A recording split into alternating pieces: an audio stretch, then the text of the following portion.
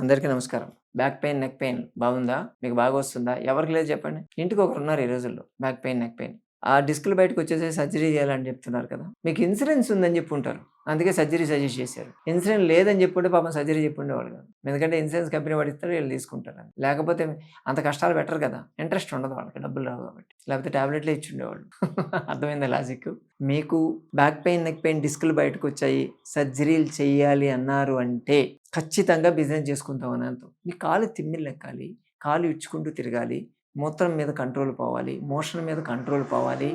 మీరు సన్నగా అయిపోతూ ఉండాలి. లేచి కూర్చునే కెపాసిటీ కూడా ఉండకూడదు. ఇద్దరు మనుషులు పట్టుకుంటే నడిచే స్టేజ్‌లో మీరుంటే అప్పుడు సర్జరీ వెళ్ళాలి. అటువంటియన్నీ ఏమి లేదు అంటే మీ మీద బిజినెస్ జరగబోతుందని అర్థం. అవసరం లేదు. జస్ట్ 10, 15 రోజులు టైం తీసుకొని సంజీవనికి రండి నేను చూపిస్తా. మీకు సర్జరీ అవసరం లేకుండా మీ ఒంటి మీద కత్తి ఘాటు పడకుండా మీకు వచ్చినటువంటి డిస్క్‌లని సెట్ చేసే బాధ్యత మాది. మెకానికల్ ప్రాబ్లమ్ అండి ఇది. మెకానిక్స్‌తో సెట్ చేసుకోవచ్చు. 100% సెట్ చేసుకోవచ్చు. కొంచెం ఓపిక ఉండాలి టైము.